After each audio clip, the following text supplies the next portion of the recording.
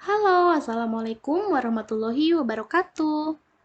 Salam sejahtera untuk kita semua. Anak-anak, hari ini kita ingin belajar tema 6 panas dan perpindahannya, perpindahan kalor di sekitar kita, tema 6, subtema 2, pembelajaran kedua.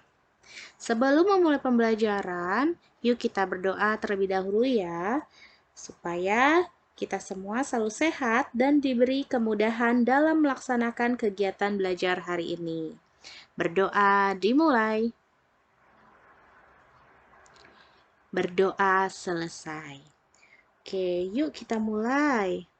Belajar apa sih kita hari ini?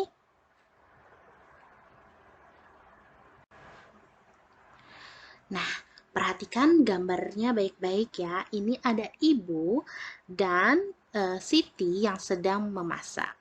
Siti berkata kepada ibunya, "Ibu, aku baru saja belajar tentang perpindahan panas. Aku tahu mengapa air jika direbus lama-kelamaan akan mendidih." Lalu ibu bertanya kepada Siti, "Wah, coba jelaskan kepada ibu bagaimana air ini bisa mendidih." Nah, lalu Siti, air yang letaknya dekat dengan api akan mendapatkan panas sehingga air menjadi lebih ringan. Air akan bergerak ke atas dan digantikan oleh air yang ada di atasnya. Demikian seterusnya hingga air mendidih. Anak-anak bisa melihat gambarnya ya. Oke. Nah, air ini letaknya dengan api, lalu mendapatkan panas sehingga airnya menjadi lebih ringan. Nah, air yang di bawahnya ini, lihat tanda panahnya, dia bergerak ke atas dan digantikan oleh air yang di atasnya. Lalu yang di atasnya pindah ke bawah. Nah, seterusnya ini mengalirnya ini menimbulkan airnya menjadi mendidih. Nah, sekarang kita belajar ke perpindahan panas secara konveksi. Apa sih artinya? Perpindahan panas secara konveksi adalah perpindahan panas yang disertai dengan perpindahan zat perantaranya.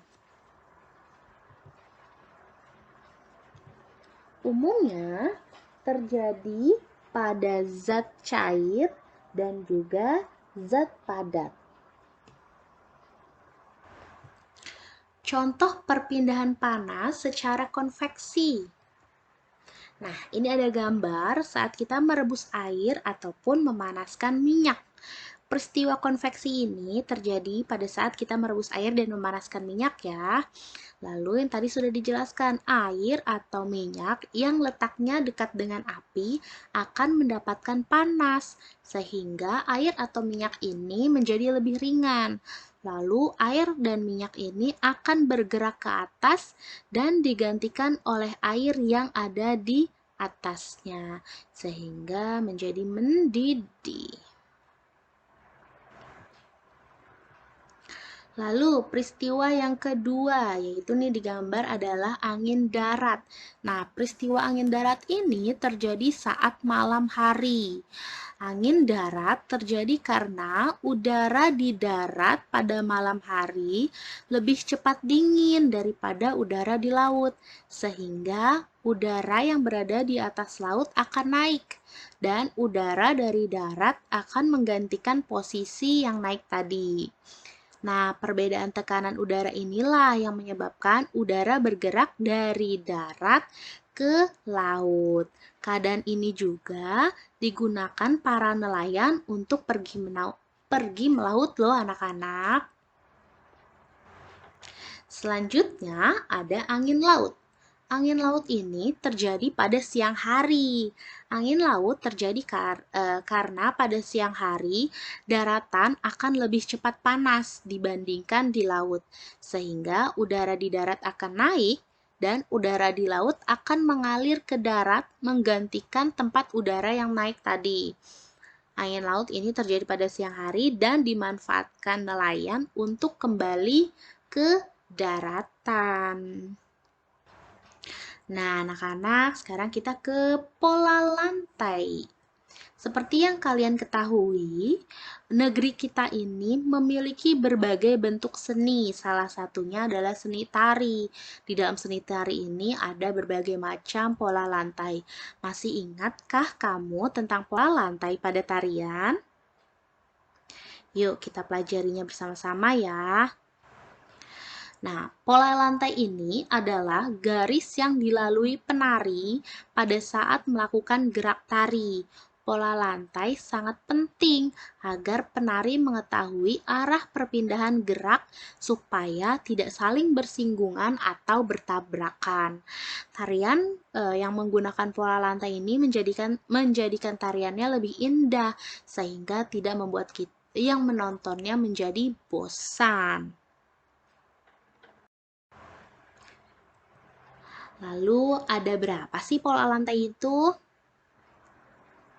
Oke, pola lantai dibedakan menjadi dua. Ada pola lantai garis lurus dan pola lantai ini garis melengkung. Aduh, ibu salah. Sebentar, kita ganti ya. Ini garis melengkung. Aduh, tulisannya. It's okay ya. Oops.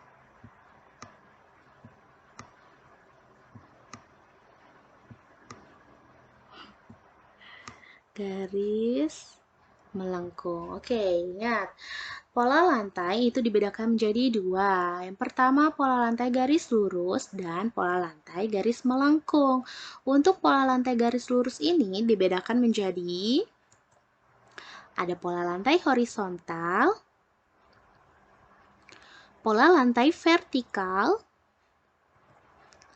dan pola lantai diagonal atau garis miring. Sedangkan pola lantai garis melengkung dibedakan menjadi yang pertama ada garis melengkung menghadap ke depan, ini garis melengkung menghadap ke depan, dan garis melengkung menghadap ke belakang. Lalu ada pola lantai berbentuk lingkaran dan pola lantai berbentuk angka 8. Paham ya anak-anak? Nah, sekarang perhatikan gambar berikut ini. Ada dua gambar. Gambar pertama, ini gambar penari Papua.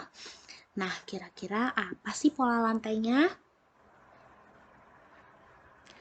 Ya, benar, yaitu pola lantai lurus vertikal. Lalu gambar pola lantainya seperti apa?